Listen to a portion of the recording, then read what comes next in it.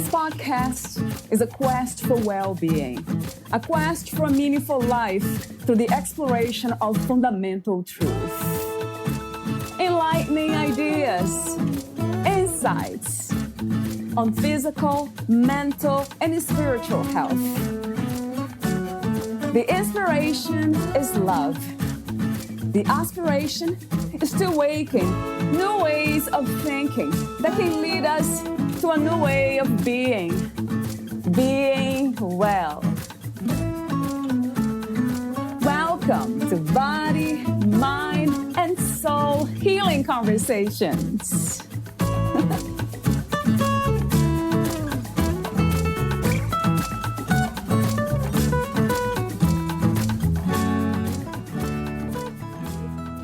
Valeria interviews Natalie Horner, the author of Gratitude, a Journal of the Heart. In the creation of her journal, Natalie discovered firsthand how gratitude plays a major role in creating a happier and healthier life. Her Journal of the Heart is a wonderful way to capture the incredible gift gratitude brings into our lives. By recognizing all we are grateful for, our senses open up to appreciate the fullness and beauty of life, even in the hardest of times. This is a special invitation to let the miracles unfold. Natalie Horner is the founder of Gifts of Gratitude. Natalie has come to understand and appreciate what it means to live a life of passion and purpose through her professional training and life experiences. She is certified and licensed in positive psychology, the study of what makes people happy, through the Whole Being Institute. Natalie studied under renowned Harvard professor Tal Ben-Shahar and is licensed in facilitating the Inspire Your Ideal workshop. She also received training at the Sedona Women's Institute to facilitate workshops and retreats for women. Her mission is for her efforts to serve as a beacon of light, hope, love, and peace in the world. To learn more about Natalie and her work, please visit giftsofgratitude.com. Here is the interview with Natalie Horner.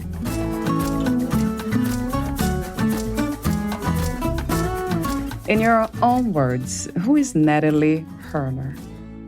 She is a wife, a mom, a friend, a daughter, a sister.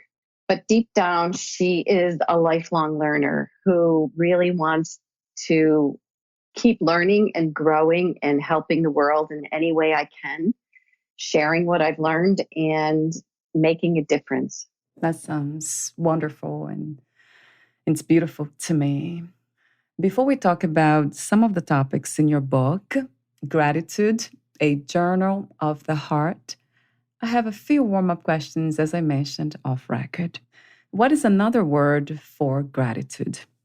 It's saying thank you. It is saying thank you with your heart. I think when you open your heart to gratitude and convey that thanksgiving for what you have and to the people that you love, it's so powerful. And so it sounds so simple, yet it is so profound. I agree 100%. Yeah, it's very profound. And I'll be asking you lots of questions about it in a moment. For now, let me continue with the warm-up questions. What does it mean to be a human being, in your opinion, Natalie? To be a human being is to see the divine in myself and to see the divine in everyone else. We all have our flaws or our things that we have to work on or challenges that we have. But if we go through life with love and seeing the divine in each other and knowing that there is goodness there, if we look for it, I think that there's a better chance of finding it than not finding it. When you speak about the divine, or you use the word divine, is that connected to spirituality or any kind of religious beliefs? Yes. I believe that, religion, there's all different kinds, and all of them, as long as you're on a path that leads you to a higher power and you believe in something and living, a good life, it will lead you to spirituality and to God. I think there's all paths, but they all lead to one place. So I have a few questions, I would say 3 of them about life itself. What is life to you? What is this experience in a human body? Not what it's about, but what is it? Good question. What is life? Yeah. It is about changing. It's about growing. It's about adapting. It's about finding the good in life and the good in people. And I think uncovering yourself. There's a quote that I like by Michelangelo, and he said, "I saw the angel in the marble, and I carved him. I carved until I set him free." And I think that's what life is. We're here, we're born out of love, and we come into this world so pure, and things happen and change us. But I think if we grow and we adapt and we keep trying to work on ourselves, like chipping away, we get to that masterpiece and that gift that we all are. We all have our gifts, and that's what we share with the world. Yeah. Yeah. I love everything you said. It makes so much sense. Going back to love, right? What is the opposite of life? I think it's to be stagnant, to walk through life with blinders on and not really see all the good that there is. Things can happen, like even this pandemic that isn't good, but we still can find something good out of it. There's so many opportunities that are coming up. People are being kinder to one another. I see it a lot. I see people wanting to help, wanting to be innovative and creative. But if you walk through and you only see the negative and you don't try to find the good, you're stagnant and you're not growing and you're just I just think it isn't a life worth living. I mean, it's really hard. It's really sad, I think, to just exist. Yes, I agree. I'm wondering why so many of us don't understand life the way you just spoke of. Do we have a choice? Do you believe we all have a choice to choose a pleasant, happy life experience? I think that we all have a choice. I think it's God's free will. He gives us free will to do with our life what we want. We can make it for good or maybe not. But I do believe that we have that choice, and I think that's every day that we get up, we have a choice. How are we going to feel? Are we going to walk through and think everything's a miracle or that nothing is a miracle? Yeah. We have that choice. And I do believe that, there are people that terrible things have happened and they're stuck and maybe they can't see their way out. And, that's part of, what I want to give to the world is to talk about this gratitude, because I've seen it in my own life make such a huge difference. And if I can help even one person, that to me is just a wonderful thing. And so that's what I want to do. I want to share that because I've had my own dark times. I've had my own struggles, and there were times I didn't know how I was going to get out of it. But I see that this work is so rewarding and it does make such a huge difference that I just want to share it. I want to tell people there is a better way, and hopefully, they'll make that choice. They'll make the choice to take that chance. The reason for us not to make the choice is because we don't see the choices in the first place. So yeah, your work offers that possibility, that opportunity.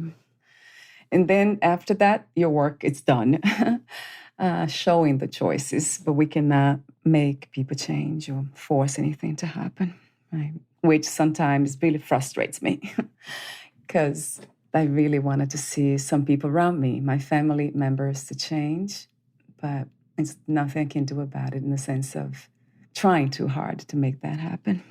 But I think by you being this beautiful example of what you're trying to do, and I think that's all we can do. It's like even with my children, there's so many choices that I want them to make, but they're not on my path. Right. I had a great aunt who used to say, you can't put an old head on young shoulders, and you can't, you just can't do that. But I think by leading by example, you hope that they see that and somehow, they take something from it and it helps.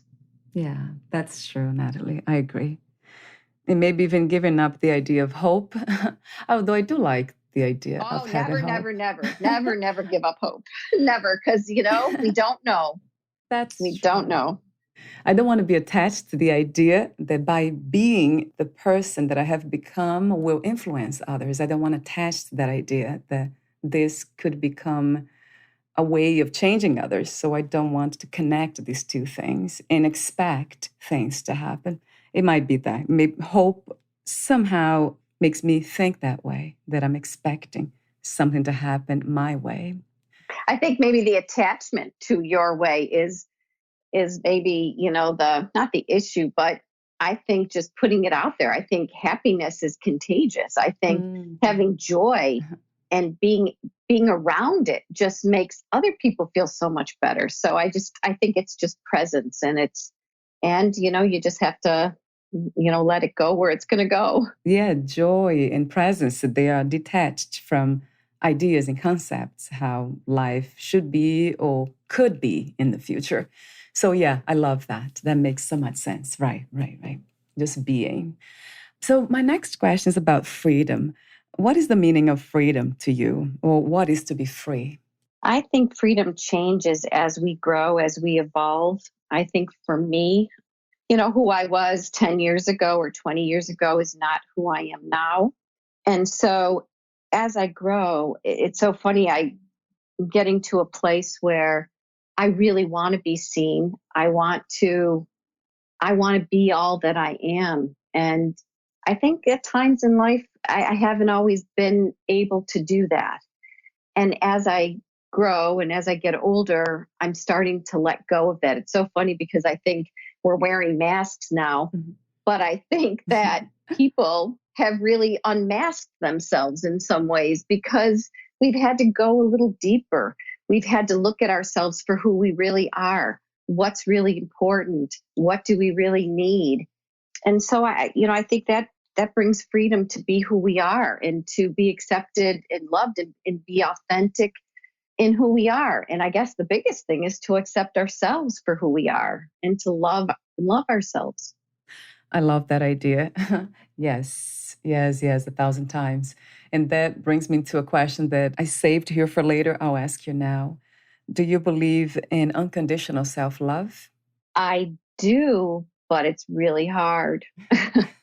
I think it's a process too. I think it's really, and you always hear the saying that if you don't truly love yourself, how can you love others? And it's such a process, but I do see that so much through love, there's so much that we can do because of love.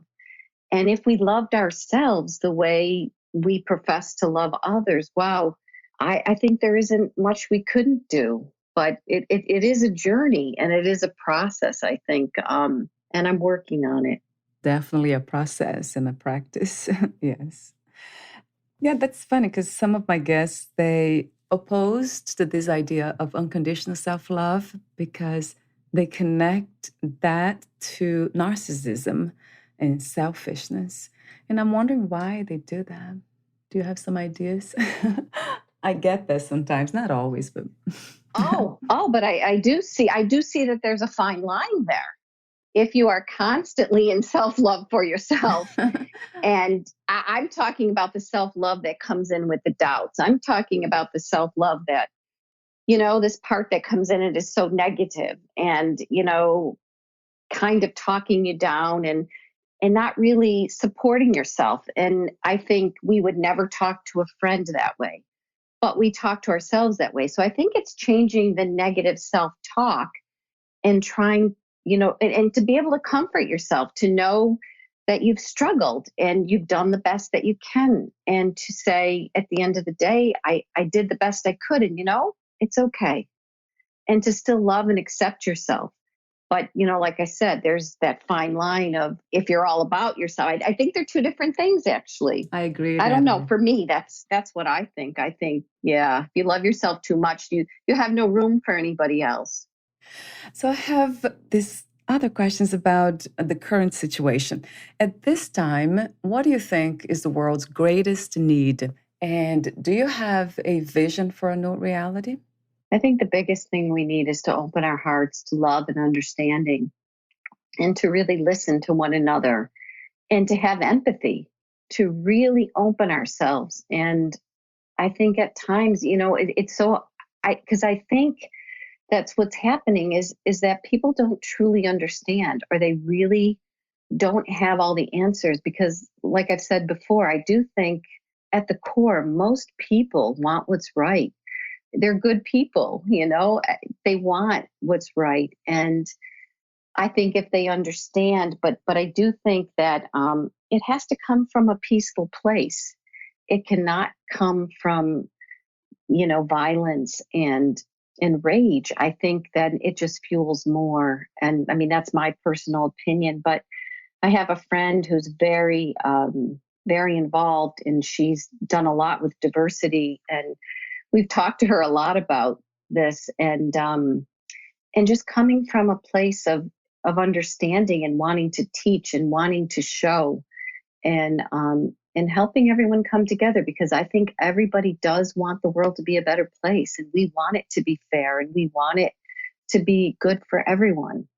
We just need to work and find a way to understand and to truly listen and open our hearts, and and I think it could be a better world. I think even with this pandemic, I do think when it's all said and done, I'm hoping that we hold on to the values, to the things that are important, and to let go of the things that are not so important. Out of all the countries in the world, we are not one of the happiest, countries in the United States as some of the other countries. And, we may have more than a lot of them, but it just says, what's really valuable in life. So I don't know. I hope I answered that the way you were, it made sense. And that kind of leads me to my question about inner peace. What is your understanding and idea of inner peace? I think that inner peace is tied to joy. And I think that joy is happiness that lasts. It is not dependent upon circumstances. It's a grounding, this sense inside of you, that the sense of wonder, of faith, of hope, and in this calmness, this grounded centeredness. And I see it as inner peace really connected to joy. Yeah. And I love your answer. And I agree. What, where, and who is God to you? I believe that He is everywhere, and I believe that He is everything. And as I've said before, I really believe if we look for the miracles, we'll see the miracles in our life. And to have faith, to reach out in faith and know that I think we're being guided. I think that God is here for us if we open our hearts to Him and we allow that love to flow back and forth, and it'll help us on our path, on our journey. I love that, being guided. I agree. And that makes me think about being guided to do what? Is there a destination? What is the purpose of life, the ultimate purpose of this experience? Well, my purpose is to be a beacon of light, of love, hope, and peace, and to help others on their journey. I've had people help me along my journey, and if I can make the journey easier for someone else, that's what I want to do. And in turn, then they help someone on their journey. That's what I think we're here for. It's about love. It's about, when we leave this world, I think the only thing we take with us is who we loved and who loved us. So how did you become a writer, Natalie?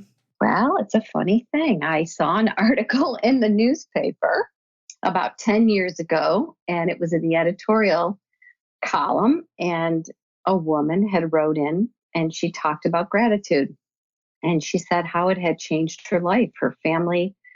Her daughter had given out these little blank notebooks at Christmas and said, write 5 things you're grateful for every day. And she said she did it, and she couldn't believe how it had transformed her life. Even the difficulties became things she was grateful for. And I don't know why, but it touched my heart. And I never felt that way before about an article. And I just had to do something about it. I reached out to everyone I knew, and I said, how can I create a gratitude journal? I need to do this. And I wouldn't stop until I found someone. And I worked with the local artist who helped me to create it. And I had never felt that way before about, I don't think, anything. I was just determined that I had to do this. And that's how it happened. And it's a beautiful work, though. I love the cover. I love the way you have the quotes and the colors. Everything is just so balanced and peaceful. It's beautiful, really beautiful. Oh, thank you. So, before I ask you questions about gratitude, I needed to ask you this one. I think we talked off record. What is positive psychology, and why did you choose to become a positive psychologist? I'm not sure if this is the term. Well, it's part of this journal story. The journal led me on this journey of self-discovery and a new life. I mean, like I had said to you, I was in kind of a dark place. I maybe I didn't even realize how dark I was in my life. I just was really unhappy, and I didn't realize how unhappy by all standards. I had a very good life, but it really wasn't fulfilling, and it really wasn't what I had hoped it would be. And creating this journal, this wasn't the original journal. I created them just for my family and friends. And then I went on to make another one. But this journal has followed me for the last 10 years. Every time I try to put it away and do something different, it comes back. And it's so funny because it has a life of its own. Right. And so in the process of creating this smaller journal, I asked a friend if she knew of a publisher that I could talk to. And I met with a lady, and she told me about a place in the Berkshires that I needed to go to, and I had never heard of it. And so I went to the Berkshires and I took some classes, and then I heard about this year-long positive psychology course. And it led me to take this course, which I was very unsure, and I didn't know if I wanted to do it, but I did. And it was life-changing too. What positive psychology is about human flourishing. It's about finding and living a good life, having happiness in our life. It's about, when we go and we're looking sometimes for help or we're struggling with something, and not to say that regular psychology isn't, a proper place to go, because it is. I believe that both of them have a place. But what positive psychology does is it looks for what's working in your life. Instead of talking about what isn't working, it tries to focus and come from a place of, let's start with what's working and let's work from there. Let's go forward and start there versus, the other way. But I do believe that they need to be together to be able to lead people out of some of their trauma and things like that, but then also refrain and be able to move forward. And so that's what positive psychology does.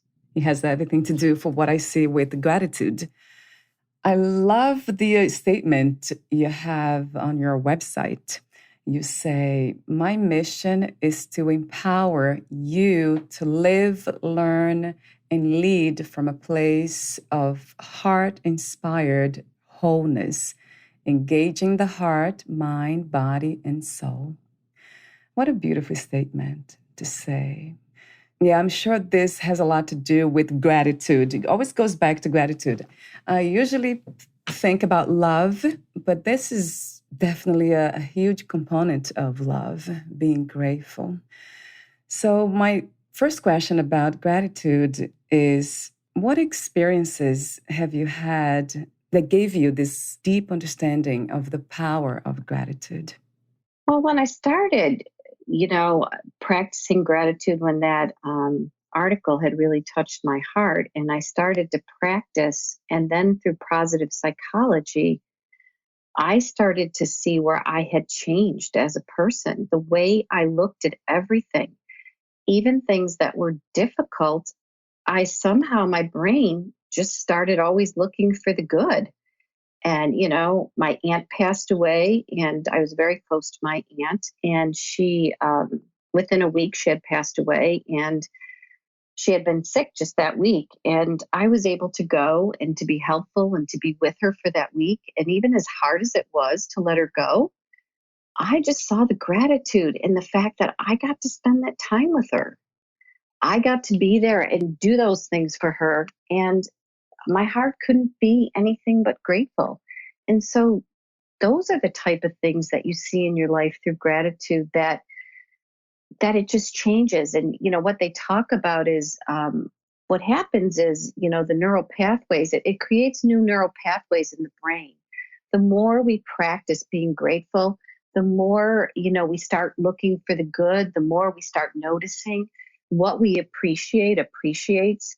And so as we do this and as we're practicing it, the more we do it, it starts to create this new neural pathway in the brain. It's like exercise for the brain. It starts creating this new pathway.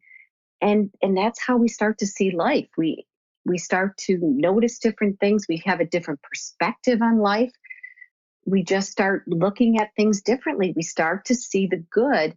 Not all the time. I mean, there's times, there's things that happen that are tragic that it's really hard to see sometimes the good. But I think eventually we find the opportunity within it to see some good. And it's really changed the way I've looked at life. I mean, I grew up in a home life that was very, they were very pessimistic, and, they didn't even see the glass as half, empty. Or half full. It was completely empty. And, and so for me to change the way I looked at everything was just such a gift.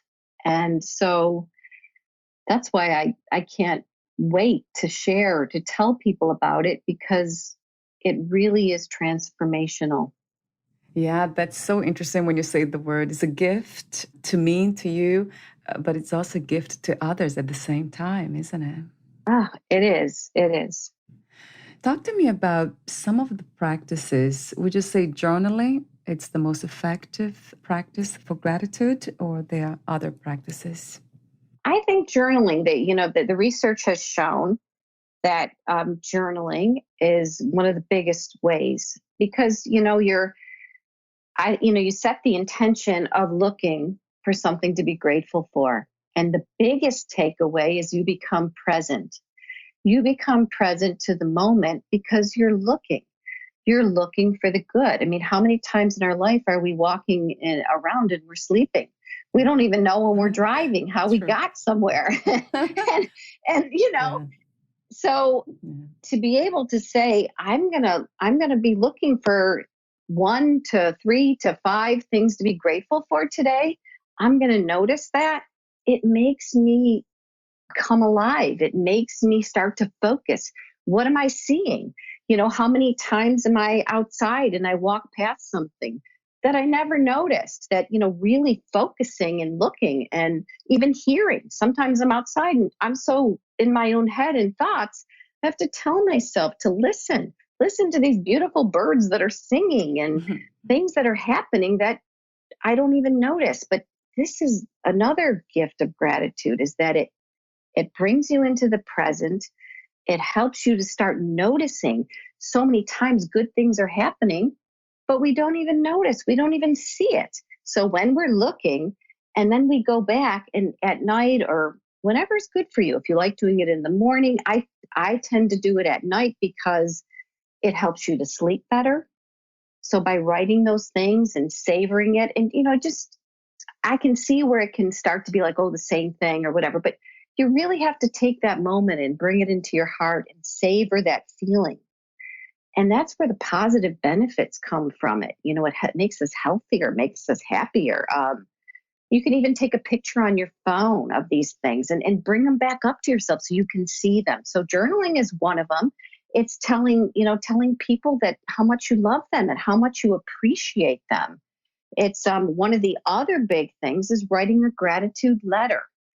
Huge. Marty Seligman is considered the father of positive psychology. And he says in his 30 years of teaching, it is the most powerful exercise he's ever done, where people actually wrote a gratitude letter to someone who had influenced them or made a difference in their life. And they actually called the person and read the letter to him. And it was so powerful that it, not only the giver, but the receiver everybody benefits. It's such a beautiful thing. And, I know I mentioned to you that I'm starting this gratitude postcard as a way to put some positivity into the world right now with all the things going on and people struggling. I'm sending out free postcards to people to have them write to someone that maybe they can't see, maybe they can't hug, maybe they can't be with, and just let them know how much they mean to you and bring this positivity, this light to the world. I just think right now it could help out a lot. Smile more. You can, maybe not watch some negative things, negative shows or things that are going to make you feel not so positive, calling people and volunteering and trying to be upbeat when you're with people and really being present with them and enjoying them. I think, those are all ways to practice gratitude. Yeah, some wonderful ways to do it. I agree. It almost sounds like the way you title your book, A Journal of the Heart, and you speak of coming from a place of heart inspired. They seem to be two different places in a way, the mind and the heart. They're not the same place, although we're using the mind to serve that place and do what it needs to be done in the service of the heart. But the mind is not the master. It's not guiding us, but it is other place. Oh, it does. It does completely, because I think, and what I've seen is the more you practice this, the more you embody it, and it becomes a part of your heart, your mind, your soul. You embody this practice, and that's the beauty of this simple practice that I just can't tell people how simple it truly is, and it can make such an impact on your life. It's one of the biggest things that, in positive psychology, they really talk a lot about gratitude being one of the, what doesn't it benefit? It helps Right. you be healthier, happier. I mean, so many things. It just benefits your life in so many ways that it's worth trying. Yes, absolutely. Yeah, absolutely. You're so generous trying to pass this on to others. It's a gift to you, and now you're giving to others. And that's what life is all about to me. I have another question here about words. Is gratitude, thankfulness, and appreciation all the same to you, or they're different somehow? Yes, I believe they're all interconnected and they all, mean the same thing. It's still, reaching inside and into your heart, as you said, and, something touches you with a feeling of appreciation that someone has maybe done something, or, life, something has happened that maybe even something that could have happened but didn't happen, and you're grateful. Yeah. But I believe that they're all interconnected. They are, they are one and the same. Yeah. Okay. A lot of times we confuse gratitude with this idea of transaction of I owe you this because you did this to me, so I will do the same for you. Or something that we do once in a while, now and then, and not all the time. Would you say that that's also valid as a practice, or that's not the practice of gratitude? That's a good question. I was just reading a book by brother David Stendal Rast, and he was talking about that people sometimes feel uncomfortable with giving gratitude because they feel like they're dependent on somebody, or it's, they like their independence. They want to do for themselves and they don't want to be dependent. And what he really talked about is you really have to look at it as a gift. It is a gift, and it doesn't mean you have to give that back. It's you have to be able to open yourself enough to receive the gift, and that it shouldn't be taken for granted. That I think it's the giver and the receiver both receive the gift, and it's a win-win. And so I think we have to look at it as a gift, and a gift that doesn't have to be given back. Mm. It's already there. Once it's given, I think it's a win-win. Both people get something out of it. It's like it's like when we throw a rock in the water and the ripples start coming out. It's once you drop it in, it goes out, but maybe you started it, but everybody else is getting it, and it's kind of helping everybody. Oh, I love that idea. It's a 2-in-1 gift. It goes both ways. It's one gift, but it's really two, or could be like thousands at the same time. That's how powerful it is. It's true. My other question is, do you connect mindfulness, kindness, and authenticity to gratitude? I definitely think mindfulness is there. Yeah, I believe authenticity is really there too, because as you're being grateful and thankful, you are being authentic. You are really, if you're really writing that letter, or you're really telling someone, and it's, I think one of the ways to really be authentic is when you do say a thank you, is to really thank the person and tell them why. Is to say, I want to thank you for, you coming over and helping me with this project. It really meant a lot to me, rather than, oh, gee, thanks, or, really expressing that gratitude for what they did and letting them know how much it meant. Yes, yeah. Do you think it's easier for women to be grateful than it is for men? I think it may come more naturally, because I think women write more thank you notes and, do some of that, but I still think of it as a whole. Everybody Mhm. should be doing it, and it should be. I still, there are some men who are probably just as good or maybe better. So I don't, I do tend to think maybe women are better at it a little bit, but I do think it's something, it goes across the board. Everybody should be doing it, and it probably is a little easier for women. I guess I will agree. Yeah. Like empathy, too. I ask the question sometimes to some experts in empathy, and they say it comes naturally to women. Men, they need to work a little harder for some reason. There are two quotes that I really love in your book. You're quoting people that I don't really know. I had to research them. So this says, the past is history, the future is a mystery, but today is a gift from God. That is why they call it the present, by Bilkin. Yeah, that's a wonderful quote. And that's so true, isn't it? That's why they call it a present. Oh, it's so true. And that's what I keep saying over and over. That's the true gift of gratitude, is to be present to the moment, to be able to see the gratitude unfold right before you, the gifts unfold right before your eyes, and taking that moment to acknowledge and be able to see it. What a gift. And to be in the present moment. We've talked about, so many times we're not present to see the things. They are there. We just don't see them. And so that, I love that quote, because it just tells, this is all we have. We have this moment right now. You and I are talking right now. This is all we have. What happened 5 minutes ago or 10 minutes from now, who knows? But right now, we need to be present with each other and to enjoy this conversation and be grateful that we're sharing this. Yes, yes, yes, and yes, Natalie, 1,000 times. Yes, true. And the other one is from Elizabeth Kubler-Ross. She's a Swiss American psychiatrist. I didn't know about her.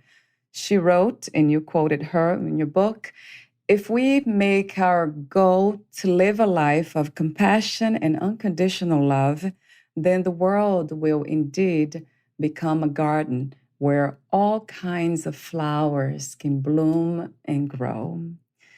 Beautifully written. Oh, I have the chills from it, because as we talk about the world and the state it's in, what a beautiful quote. I mean, wouldn't it be wonderful if that came true, and we can put our hope on that we can all be these beautiful flowers that can bloom and grow and spread our goodness and our gifts, wow. It's true. And the idea of hope that I think about as expectation, that should be replaced with positive wishes, which is wonderful to have. Positive thinking. Why not? Why not think this way, that it is possible, that all of us one day can reach this level of being. So I have a few more questions for you, final questions. Would you like to add anything or read another quote in your book, Natalie? Well, I always love the ones by Mother Teresa.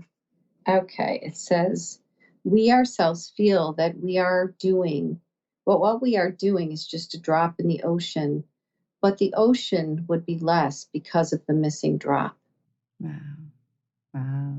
So we are all important. We all play a role.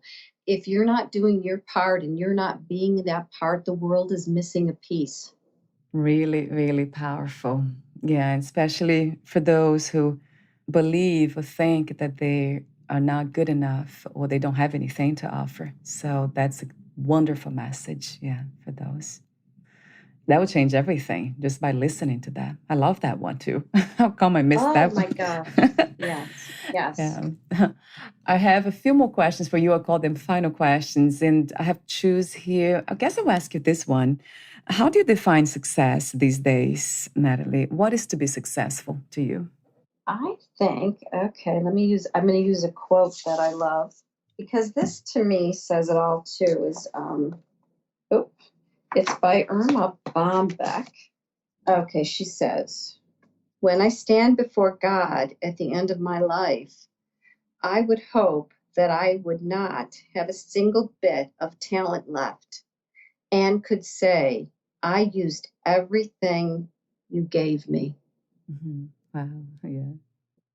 And to me, that's what success is. It's not all, it's not all the things that come along with it's making that difference. And it's knowing that those gifts that God gave me and I found them somehow through his divine light somehow and I was able to pass those on and I want to be able to say that I did everything that he asked of me and showed me that I could do and if I can make that difference and help that's where I want to be. That's success for me. If you knew you would die soon, meaning losing the body, would you make any change in your life or do anything differently? I don't think so. I think I'm at a pretty good place. I think that as long as I can learn and grow, and every day I feel that I'm growing and I'm learning new things about how to be in the world and how to be a better person and how to be a better friend just a better mother and wife and everything. I as long as I continue to grow and I can share those gifts. Um, I'm happy. I'm happy with that, and I have joy. And the only thing is, I want to learn more about your inner peace. I've got to really get grounded in that inner peace, and I'm getting there, but it takes time too. Yeah. Oh, yes. Everything. It's a practice, right? But I love that you brought that up, inner peace, because from that, everything's possible in a way. That's what it has been my experience in a way. What was the hardest lesson to learn about yourself as of today? That I'm okay just the way that I am, and I'm God's perfect child. I came here with my gifts and trying to make a difference, and I think that has to be the focus versus, yourself. And I think for so long I wasn't able to enjoy those things. I was critical and I didn't see that it was okay. And I think we try to be perfect and we try to fit a mold and we try to be so many things. But in the end, it's this love. It's the love that we give to others and the love they have for us. And that's you have to be authentic. You have to be real. You have to let down those guards and that whole perfect persona and be okay with who you are and know that you're just doing the best you can. And it's there's another quote that I really love, and it's by Robert Frost. And I don't know if I have it written down somewhere, but was asked at the end of his life if there was hope for the past, and he said, "And for the future." That basically we go through life and we do the best we can, who we are or who we could not be at the time. And so we have to accept that about ourselves, that we do the best we can at the time with what we have be able to be okay with that. And my last question, what are 3 things about life you know for sure as of now? That every day there's miracles happening. We just need to see them. If you look for the good in people, you'll find the good. And that love and connection to one another is the most important thing that we can do in life. Yes, I agree. Thank you so much for your wisdom, your genuine presence, your light, your love. Thank you. Oh, thank you so much for all that you do in the world, too. You are really making a difference, and it's wonderful, wonderful to see. We need more of it. Thank you, Natalie. Where can we find more information about you, your books, products, services, and future projects? My website is gifts-of-gratitude.com. And you can find out more about me, about what I'm doing, and where I'm speaking, things I'm putting out into the world. And I'm also doing a 30-day challenge out there that I'm hoping that if you join my 30-day challenge, finding one thing a day that you're grateful for, you'll find it on my website. And I'm hoping that I can encourage you to change your mind and become more grateful and to live a life that maybe you didn't think possible. And because I know it's possible because it happened to me. And if it happened to me, it could happen to you. And my other piece is about my postcards. It's gifts-of-gratitude.com/postcards. And that's where you can get your 3 free gratitude postcards, which I would love for you to do, to send those out to people that you want to say thanks to, that maybe you never got a chance to and would like to, or a loved one, just expressing that gratitude to them. And that would help spread some light and positivity in the world, one postcard at a time, I say. And then I would encourage them at the bottom of the postcard, they can get onto my website and they can get their free postcards. My goal or my mission is to put these postcards out there. And what I say is I may be the catalyst, but I feel that together we can make this world positive. We can take what we're all going through and make this world into something better and more positive, and enjoy the things that are important in life, which is one another. Oh, wonderful. Beautiful. Thank you so much again, Natalie. And we'll talk soon. Thank you. Thank you. Bye for now. Bye now.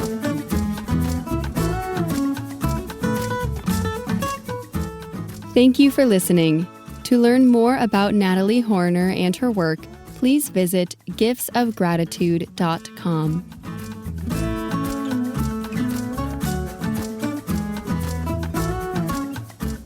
To learn more about this podcast, please visit fitforjoy.org/podcast.